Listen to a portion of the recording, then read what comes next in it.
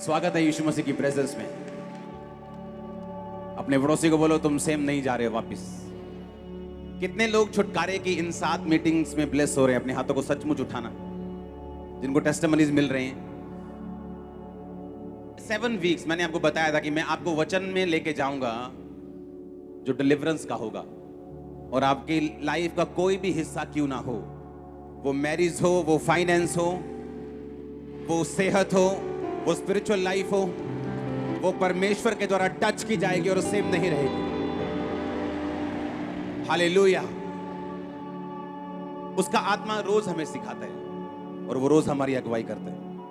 हम जब समर्पण करते हैं वो किस तरह काम करते हैं, जब हम अपना समर्पण कम करते हैं वो किस तरह से काम करते हैं, वो रोज आपको सिखाता है और उसका वचन आपकी हेल्प करेगा। आज जिन्होंने बपतिस्मा नहीं लिया, आज वो बपतिस्मा लेके जाएंगे वापस, क्योंकि अगले थर्सडे प्रभु भोज है और मैं चाहता हूं कि आपके पूरे परिवार, आप लोग सब शामिल हों। परमेश्वर ने कहा था कि जब तुम, मूसा को कहा जब तुम मेमने को खाना तो फुर्ती से खाना, लाठी लिए हुए, जूती पहने हुए, तैयार होकर उस मेमने को खाना। आप जब अपने घरों में हम लंच डिनर करते हैं तो हम आराम से बेल्ट ढीली करके करते हैं, कस के नहीं करते, कोट पैंट डालकर डिनर नहीं करते हम, हाँ या ना? लेकिन उसने कहा कि कमर बांधकर और जूती पहनकर और हाथ में डंडा लिए हुए तुम खाना, क्योंकि जैसे ही तुम मेमना खाओगे मैं तुम्हें आजाद कर दूंगा। पुराने नियम में जो भी हुआ है ना, वो हमेशा एक प्रतिबिंब रहा है, एक एग्जाम्पल रही है। और नए नियम में जब हम उसी मेमने को प्रभु भोज के रूप में, रोटी के रूप में खाते हैं, हमें यह मालूम होता है कि हमें बिल्कुल तैयारी के साथ खाना है, क्योंकि गुड न्यूज आपका वेट कर रही है। उसके बाद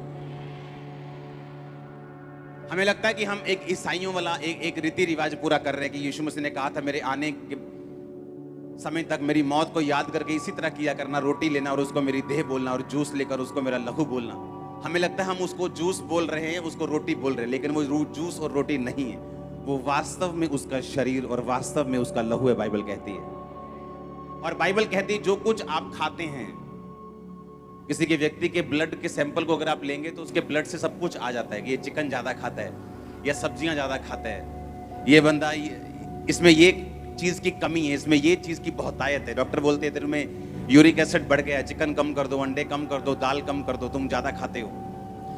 आपके ब्लड में मालूम होता है कि आप क्या खाते हैं, आप जो खाते हैं वो आपके ब्लड में जाता है। जब आप जीसस क्राइस्ट को खाते हैं वो भी आपके ब्लड में जाता है। इसलिए मैं कहता हूं कि आप कभी फेल नहीं हो सकते। मालूम क्यों?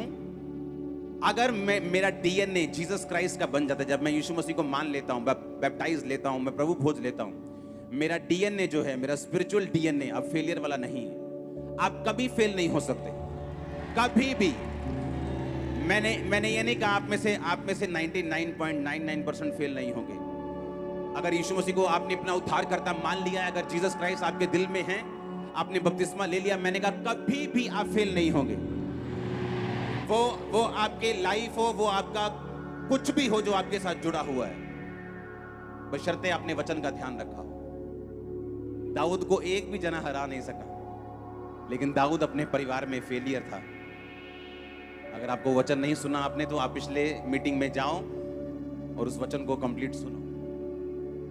बाइबल कहती है दाऊद अपने बच्चों को उसने एक बार भी निराश नहीं किया, कभी भी उनको डांटा नहीं। हमें लगता है ये अच्छी बात है, लेकिन बाइबल कहती है अपने बच्चे की ताड़ना तू छड़ी से कर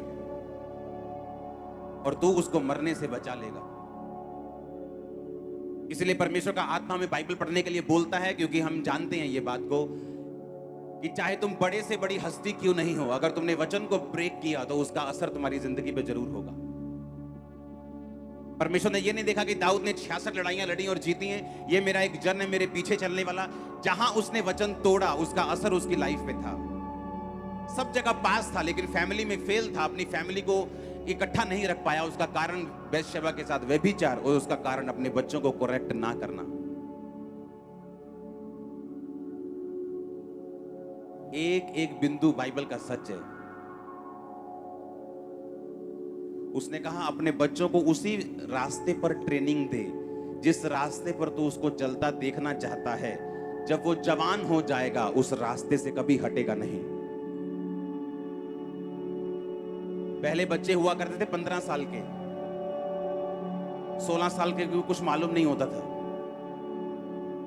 इंटरनेट आया, कंप्यूटर आया, पाप बड़ा, अब 12 साल का बच्चा जानता है। आज 8 साल का बच्चा भी पाप के बारे में जानता है।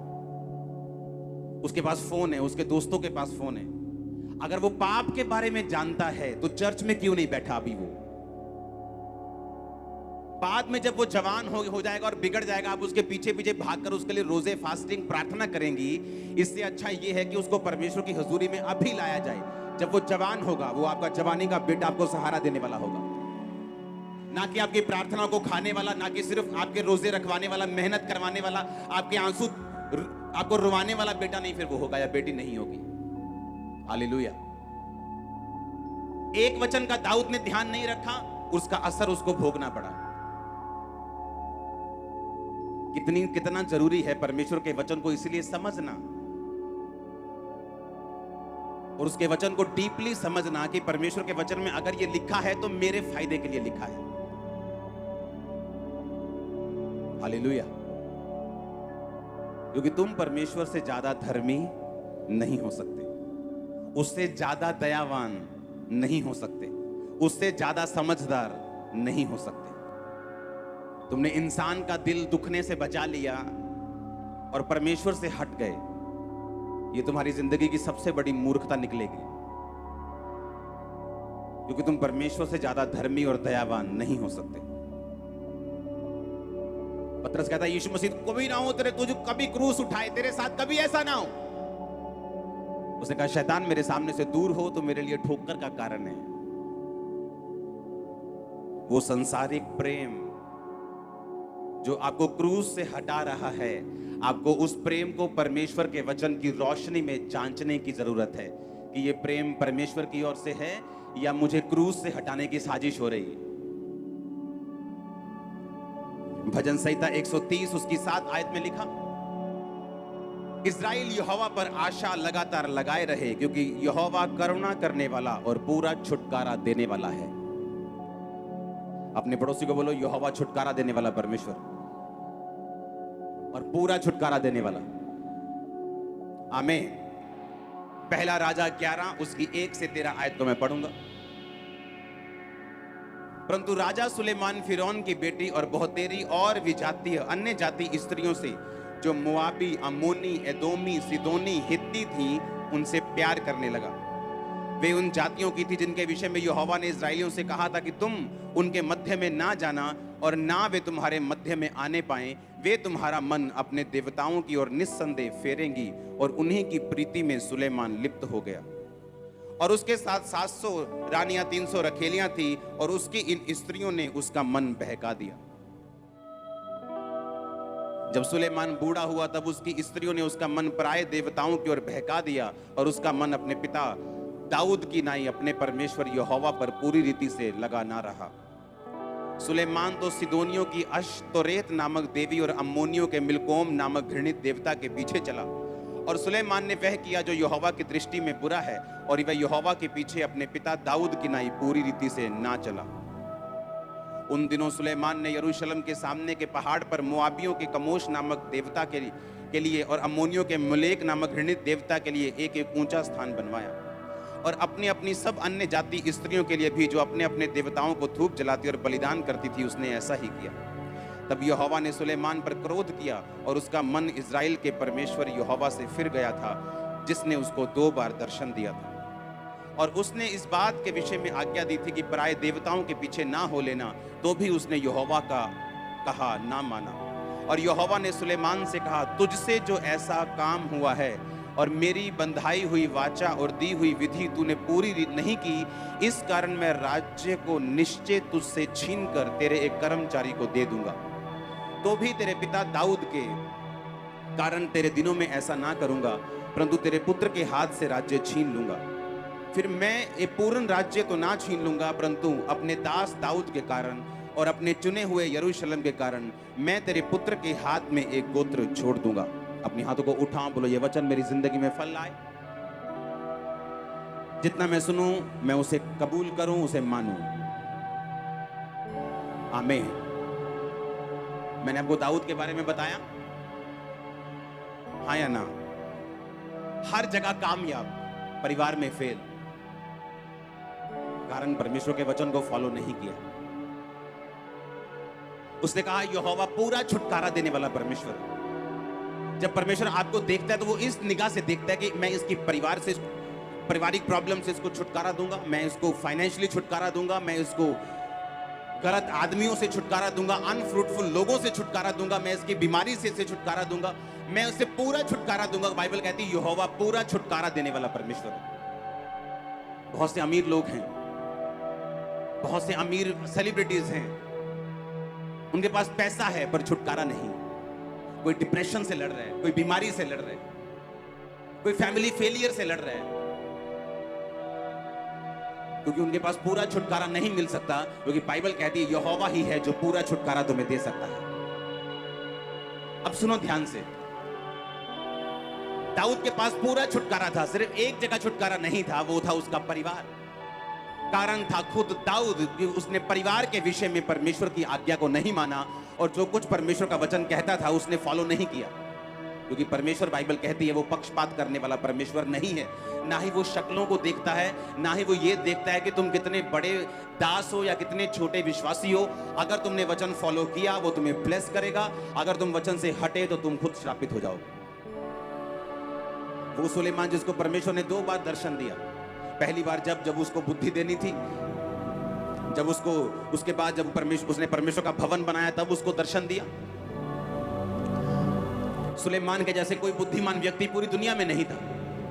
दूर दूर से लोग उसको देखते, उसको उसके कपड़े, उसके खाने, उसके पहनने, उसके जो लोगों के साथ मिलने का सिस्टम था, जो उसके कर्मचारी थे वो उनको देखने के लिए दूर दूर से आते थे। और बाइबल कहती है ऐसी धरती पे कोई चीज नहीं थी, आसमान पे कोई चीज नहीं थी जिसका जिक्र सुलेमान ने नहीं किया हो। जितने नीति वचन लिखे उसने, उनमें से 5% भी बाइबल में नहीं है जितने उसने टोटल लिखे थे। कुछ आप बाइबल में पढ़ते हैं। आपके लिए छुटकारा जरूरी है, हाँ या ना? मैंने क्रिश्चियन लोगों को भी बंधुआई में देखा है। ये 7 हफ्ते में आपको छुटकारे का वचन दे रहा हूं, इसे ध्यान से सुनना। एक छुटकारा पास्टर को भी चाहिए अनफ्रूटफुल लोगों से अगले लेवल पे जाने के लिए, छुटकारा बंधनों से कि उसके पास ऐसे कांटेक्ट नहीं है जो रियली फ्रूटफुल हो। फाइनेंशियल छुटकारा कि हर टाइम एक ही लेवल पे आप रहते हैं। उस कर्ज से छुटकारा कि आपकी फैमिली में कोई भी उस एक हद से आगे नहीं बढ़ पाता। अगर आपने इस वचन को फॉलो किया, आपके बाप दादाओं से जो गरीबी चलती आ रही मिट्टी में मिल जाएगी यीशु मसीह के नाम में। आप उसे ब्रेक कर देंगे, पहले होंगे जो जहाज पे बैठेंगे और अमेरिका घूमेंगे। मैं आपको सच कह रहा हूं, मैं आपको सच कह रहा हूं, आप फर्स्ट होंगे जो वो चीजें पाए करेंगे जो आपकी फैमिली ने नहीं की। मैं आपको सच कह रहा हूं, अगर आपने ये वचन को ध्यान से सुना, आपके बच्चे आपके रिश्तेदारों के बच्चों से कहीं उत्तम होंगे। अगर सुनो मेरी बात वचन की है। यहां मैं वचन दे रहा हूं, क्यों? वहां बैठा एक बंदा अपने 14 साल की मुश्किल से डिलीवरेंस ले रहा है, जो गुरदासपुर में बैठे है, जो कनाडा में बैठे है। कारण परमेश्वर का वचन है, उसकी सामर्थ है। अगर आप उसके वचन को ये 7 हफ्ते फॉलो करेंगे, 7 हफ्ते चर्च मिस नहीं करना, लगातार जो ऑनलाइन है वो हर सरमन सुनेंगे, 7 डिलीवरेंस वीक का, 7 हफ्ते के बाद आप पाएंगे कि आपने वो पकड़ लिया जो आप चाहते थे। हर वो जादू, वो टोना, वो बंधन जो आपके पीछे पड़ा रहा है सालों से, ये 7 हफ्ते के बाद शर्मिंदा होगा आपकी लाइफ से। ये आपके डिलीवरेंस वीक है और ये होगा, आमीन, ऊंचा ये ब्लेसिंग तुम्हारी ये चर्च। तुम धीरे धीरे अपनी मिनिस्ट्री को नहीं बनाओगे, तुम फास्ट बनाओगे अभी से यीशु के नाम में। तुम धीरे धीरे अपने घर को नहीं बनाओगे, तुम जल्दी से बनाओगे यीशु मसीह के नाम में। हालेलुया। इस डिलीवरेंस के वचन को अंदर समा लेना। पहले हफ्ते का वचन क्या था, दूसरे हफ्ते का क्या था, संडे का शाम का क्या था, थर्सडे क्या था, उसे लिखना। लिखे बिना इस वचन को नहीं जाना। मैंने अपनी लाइफ में नोटिस किया है, जिनकी जिंदगी में परमेश्वर यहोवा के अलावा दूसरा परमेश्वर है, वो कभी भी डिलीवरेंस, पूरा छुटकारा हासिल नहीं करते अपनी लाइफ में। वो 40 रोजे छोड़ दे, वो 400 रोजा रख लें तब भी डिलीवरेंस नहीं होगी। वो 800 रोजे रख लें, नंगे पैर जाएं, अपना सब कुछ दे दें, तब भी उनकी डिलीवरेंस नहीं होगी। परमेश्वर ने कहा तू अन्य जाति की औरत में शादी मत करना, ऐसा ना हो कि वो अपना मन, तेरा मन अपने देवताओं की ओर तुझे बहका दे। सुलेमान जो हर तरफ से कामयाब व्यक्ति था, क्योंकि उसके पिता ने उसके लिए लड़ाइयां लड़ी थी, और जब उसको राज्य मिला वो बड़ा स्थिर राज्य था। और बाइबल कहती है सुलेमान ने सिर्फ ग्रोथ की, क्योंकि फाइट नहीं थी उसकी लाइफ में, सिर्फ ग्रोथ ग्रोथ बढ़ता गया। इधर से टैक्स आ रहा है, उधर से टैक्स आ रहा है, ये राज्य के साथ संधि हो रही, उस राज्य के साथ संधि हो रही, वो सोना भेज रहा है, वो इतने टन सोना लेके आ रहा है। अगर आप बाइबल पढ़ेंगे ध्यान से, सुलेमान हर टाइम, जिस तरह दुबई है आज, हर तरफ से पैसा आ रहा है, प्रॉपर्टी से पैसा आ रहा है, इधर से पैसा, उधर से पैसा, इस वो सुलेमान उससे कहीं अधिक ऊपर था और हर तरफ से ब्लेस था।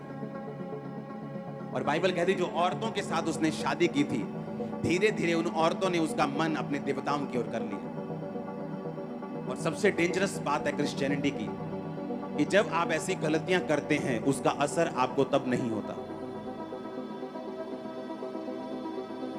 कोई आज व्यभिचार कर सकता है और 2 महीने में उसको गाड़ी की आशीष मिल सकती है, पर इसका मतलब ये नहीं कि परमेश्वर भूल गया। कुछ कंपनीज तनख्वाह साल बाद देती है, कुछ पाप का असर सेम डे होता है, कुछ पाप का असर 6 महीने में होता है, कुछ पाप का असर साल में होता है, कुछ पाप का असर 10 साल में होता है। जिन लोगों ने यीशु मसीह को क्रूस पे चढ़ाया, परमेश्वर ने कहा मेरे लिए नहीं, अपने और अपने बालकों के लिए रो। पता क्या हुआ? यीशु मसीह के क्रूस पे चढ़ने के कुछ साल बाद उस जगह पे अटैक किया गया, परमेश्वर का भवन तोड़ दिया गया, उन सब लोगों को बंधु बना लिया गया था।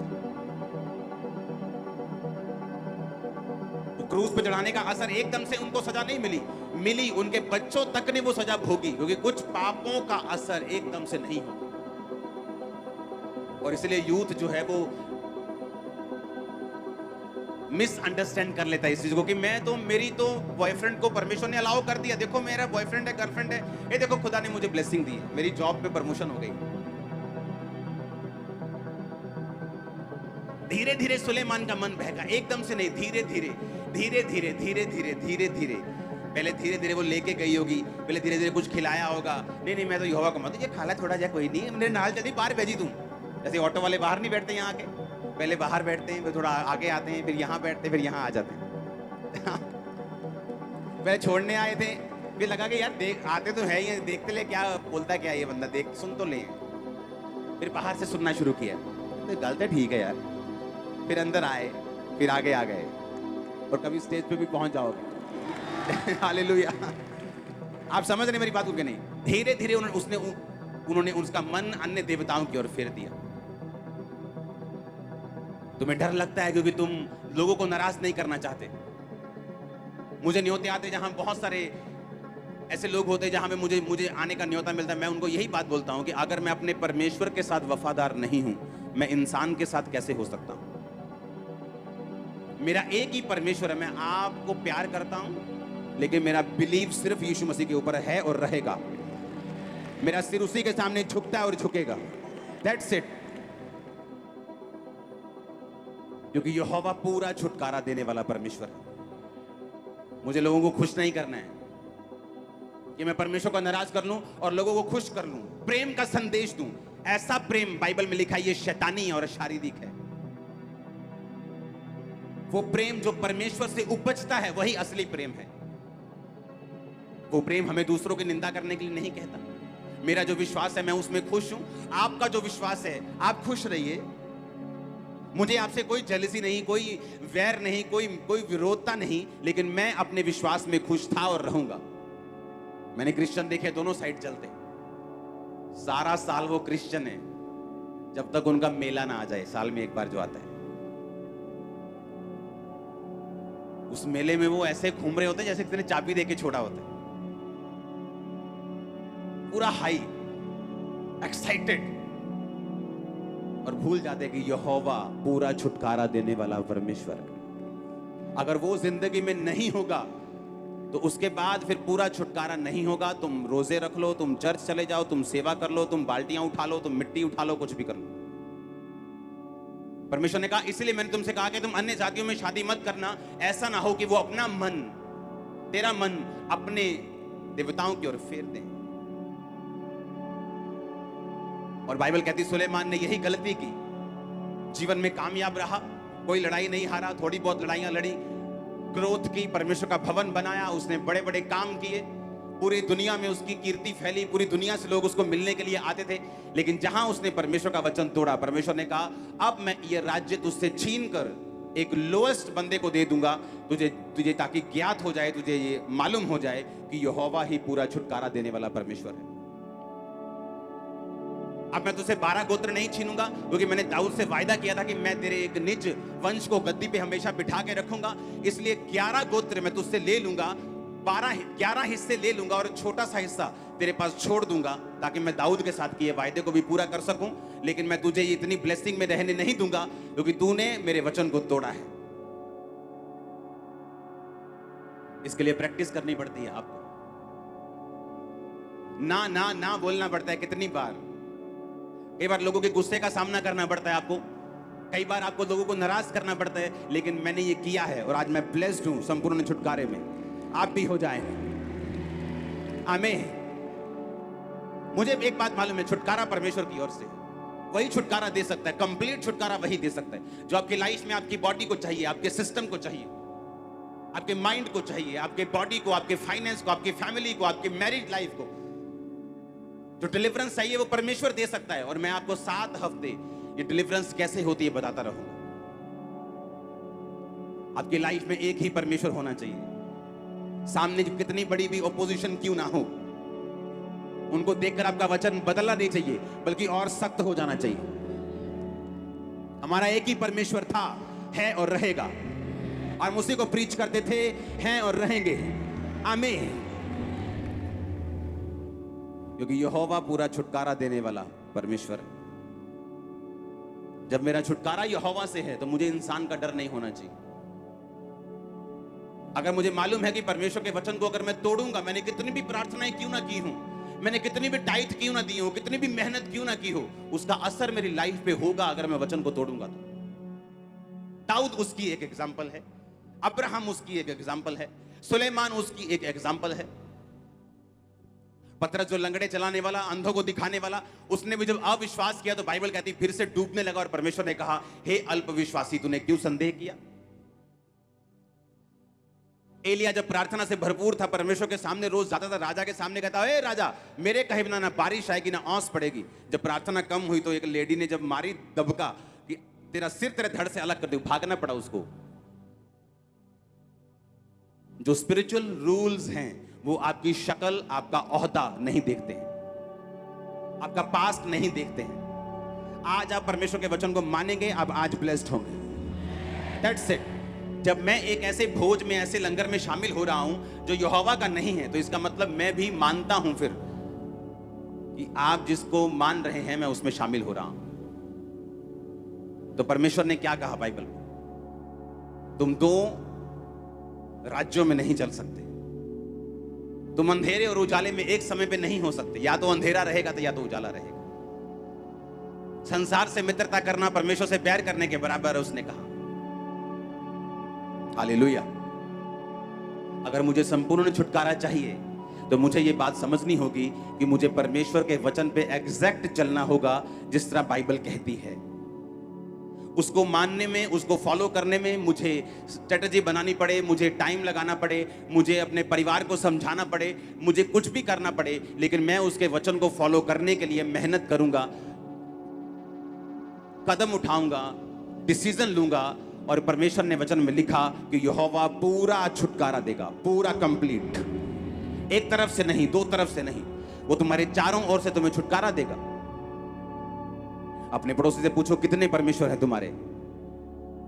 कहीं पैसा तुम्हारा परमेश्वर तो नहीं, व्यभिचार तुम्हारा परमेश्वर तो नहीं। हालेलुया। उसने कहा, तुमने उस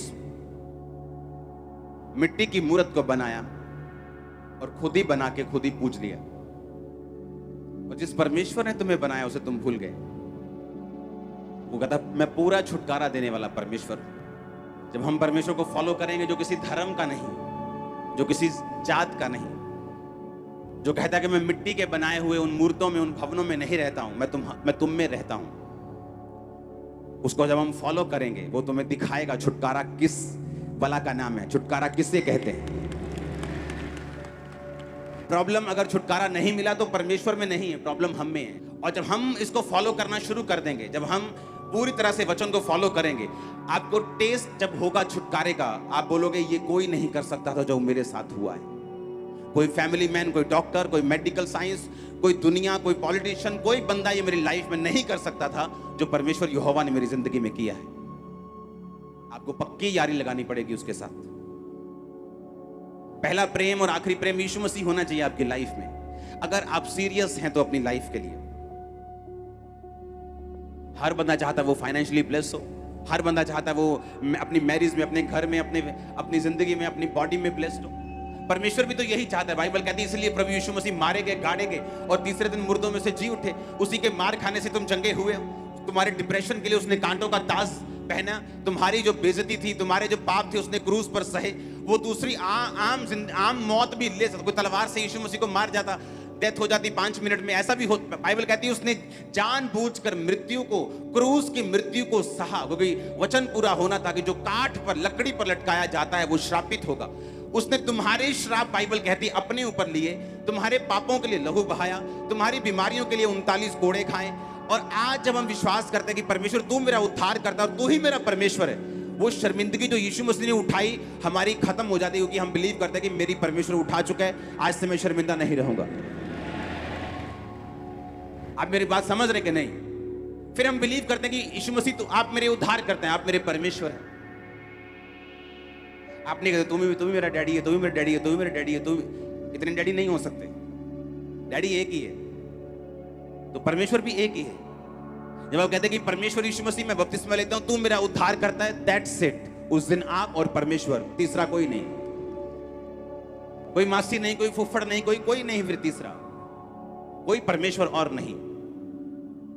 आप चाहते हैं मैं आपके साथ ईमानदार रहूं? आप चाहते हैं कि मैं आपको वो वचन दूं जो आपको छुटकारा दे? तो इसको फॉलो करना जो मैंने आपको बोला है। हमें किसी से नफरत नहीं, लेकिन हम वो फॉलो करेंगे जो बाइबल कहती है। हमें जो वचन में लिखा हुआ, जो वचन कहता है हमें फॉलो करना है, दैट्स इट। उसने कहा मैं पूरा छुटकारा देने वाला परमेश्वर हूं।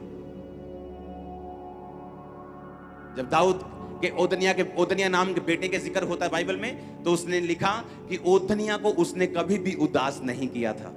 बचपन से लेके जवानी तक जब उसका बेटा बड़ा हुआ तो कभी भी दाऊद ने उसको उदास नहीं किया, कभी डांटा नहीं, कभी फटकारा नहीं। हमें लगता है वाह कितना कूल इंसान है, लगता है ना बाइबल पढ़ के कितना शानदार इसका स्वभाव है। भाई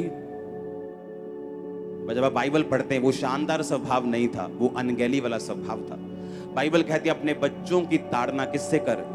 छड़ी से। अपने बच्चों को तब सिखा जब वो छोटे हैं, ताकि जब वो बड़े हो जाएं उससे हटे नहीं। लेकिन उसने नहीं किया। और जब बड़े हुए तो एक ही प्रॉब्लम थी दाऊद की लाइफ में, उसका परिवार, उसके बेटे जो उसके खिलाफ खड़े हो जाते थे। और उसका भी रीजन एक व्यभिचार था जो उसने बेतशेबा के साथ किया और उसके पति को मरवा दिया। और परमेश्वर ने कहा था तूने दूसरे के परिवार के अंदर तलवार चलाई है, अब तेरे खुद के परिवार के अंदर तलवार चलेगी। जो लोग चोरी करते हैं, आपको मौका मिलता है आप चोरी कर लेते हैं, चिंता मत करो, टाइम आएगा जब आपकी जिंदगियों से कीमती चीजें चोरी होंगी और आप कुछ नहीं कर पाएंगे। जितनी करनी है करो, परमेश्वर रोकता नहीं। अभी कोई आवाज नहीं आएगी क्योंकि बाइबल में लिखा हुआ चोरी नहीं करना। अब चोरी करोगे, करते रहोगे, लेकिन 20 साल में, 10 साल में परमेश्वर कुछ ऐसा चुराएगा जो आपको कभी भरपाई नहीं कर पाओगे। बाद में दाऊद के रोने से कुछ नहीं हुआ, सुलेमान के रोने से कुछ नहीं हुआ। जो परमेश्वर का वचन कहता है उसे एग्जैक्ट फॉलो करना है, हमें बच के रहना है। शैतान को मालूम है मैं इनको रुला नहीं सकता, मैं इनको बंधन के नीचे नहीं लेके आ सकता, मैं इनको बांध नहीं सकता जब तक ये परमेश्वर के वचन के खिलाफ ना हो जाए। जब तक ये परमेश्वर के वचन को तोड़े ना, तब तक मैं इनके पास नहीं आ सकता। बाइबल कहती है जो बाड़ा तोड़ेगा सर्प उसको डसेगा। यीशु मसीह एक जगह गए और बाइबल कहती वहां पे दुष्ट आत्मा से भरा हुआ व्यक्ति यीशु मसीह के सामने आया और यीशु मसीह की उससे बहस हुई कि निकल जा। और दुष्ट आत्मा ने कहा कि हमें सामने सूरों में भेजने की आज्ञा दे, हम ज्यादा हैं, हम 5-7 हजार हैं। यीशु मसीह ने कहा जाओ, इसलिए नहीं कि वो ज्यादा थी और यीशु मसीह की पावर के साथ समझौता कर लिया गया यीशु मसीह ने उनके साथ, लेकिन बाइबल कहती सुअर चराना बाइबल के अनुसार मना था। और वहां सुअर चरा रहे थे, वचन को तोड़ रहे थे। इसलिए शैतान ने कहा यहाँ वचन टूट रहा है, क्या मैं इनमें जाऊं?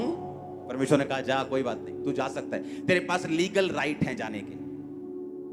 जहां शैतान के पास लीगल राइट्स हैं जाने के, वो जा सकता है और परमेश्वर उसे रोकता नहीं, क्योंकि वो अपने वचन से बंधा हुआ है। वो रोक सकता है लेकिन वो अपने वचन को ऑनर देता है। तो परमेश्वर ने कहा जा, और बाइबल कहती है दुष्ट आत्माएं सूरों में गई और पूरा झुंड झील में जाके मर गया। और जो सूरों के चरवाहे थे वो आके यीशु मसीह से कहने लगे प्लीज हमारे यहां मत आना, हमारा फाइनेंस का नुकसान हो गया। आप कोई वचन तोड़ रहे हैं, शैतान के पास लीगल राइट है आपके परिवार में एंट्री करने का, आपकी सेहत में एंट्री, क्योंकि आपने वर्ड को ब्रेक किया है, उसके पास लीगल राइट्स हैं। आप बोलेंगे परमेश्वर ने शैतान को अलाउ क्यों किया? क्योंकि आपने उस वचन को तोड़ा है। बाइबल कहती है जो वचन तोड़ेगा, जो बाड़ा तोड़ेगा, सर्प उसको डसेगा। बाड़े के अंदर रहेंगे तो बाइबल कहती है सर्प हमें नहीं डस पाएगा। और हमारा बाड़ा छोटा नहीं है, हमारा बाड़ा कोई 5-10 एकड़ का नहीं है। इस बाड़े में दुनिया की हर खूबसूरत चीज मौजूद है। इस बाड़े में दुनिया की हर आशीष मौजूद है। इस बाड़े में परमेश्वर की दया, उसकी मर्सी मौजूद है। हमारा बाड़ा छोटा थोड़ी है। हमारे बाड़े में दुनिया की हर वो चीज है जो दुनिया के बड़े बड़े लोग चाहते हैं, उन्हें मिलती नहीं, वो आपको मिलेगी। वो पौलुस ने कहा मैं पौलुस प्रेरित जो परमेश्वर के सुसमाचार के लिए अलग किया गया हूं। अलग किए जाने का मतलब है मेरी बाउंड्रीज ठहराई गई हैं। आप क्रिश्चियन हैं, हाँ या ना? और अगर आपकी बाउंड्रीज नहीं है, आप क्रिश्चियन नहीं है। हर क्रिश्चियन की बाउंड्रीज है। एक चार दीवारी है उसकी, जहां से बाहर वो नहीं जा सकता अगर वो रियल क्रिश्चियन है तो। पर उस बाउंड्री के अंदर परमेश्वर आपको हर एक ब्लेसिंग देगा, आपको शांति देगा, आपको चंगाई देगा, आपको पीस देगा। इतना पैसा वो आपको देगा कि आप पूरी दुनिया में उसका काम कर सको। उस बाउंड्री के वो अंदर है, बाहर नहीं। उसने कहा मैं पौलुस जो परमेश्वर के सुसमाचार के लिए अलग करने का मतलब यूनानी भाषा में है उसको एक बाउंड्रीज के अंदर रख देना, एक चार दीवारी के अंदर रख देना। लेकिन वो चार दीवारी सिर्फ 5-10 एकड़ की नहीं, वो अनलिमिटेड है, पर है वो अंदर ही, है वो बाउंड्रीज ही। कुछ चीजें हम नहीं कर सकते, कुछ जगहों पे हम नहीं जा सकते, कुछ काम हम नहीं कर सकते। परमेश्वर आपको ब्लेस करे और वो आपको तौबा करने का मन दे। आज से आपका एक ही परमेश्वर हो। मैंने कहा आज से आपका एक ही परमेश्वर हो और वही परमेश्वर आपको छुटकारा दे। आमीन। जिस औरत के एक से ज्यादा पति होते हैं, पहला बोलता है दूसरा कर देगा, दूसरा बोलता है पहला कर देगा। आपका एक ही परमेश्वर होना चाहिए और वो जीवित होना चाहिए, जिसका नाम यहोवा है, जिसका नाम यीशु है, जिसका नाम जीसस क्राइस्ट। आमीन। अपने हाथों को उठाओ, बोलो थैंक यू जीसस। आप मेरे परमेश्वर, आप मेरे उद्धार करता हैं। मैं विश्वास करता हूं आप मेरे लिए मारे गए, मैं विश्वास करता हूं मेरे लिए गाड़े गए और तीसरे दिन मुर्दों में से जी उठे। मैं विश्वास करता हूं कि आप यहां पे मौजूद हैं और मेरी प्रार्थना को सुन रहे हैं। मैं विश्वास करता हूं, मैं विश्वास करती हूं कि तू मेरा परमेश्वर एकमात्र उद्धार करता, मेरा सिर आज से सिर्फ तेरे आगे झुकेगा खुदावंद। मैं तौबा करता हूं, मैं तौबा करती हूं। प्रभु यीशु मसीह के सामर्थी नाम में हम मांगते हैं। हमारे YouTube चैनल को सब्सक्राइब करें ताकि आप परमेश्वर के गहरे वेदों को जान सकें कि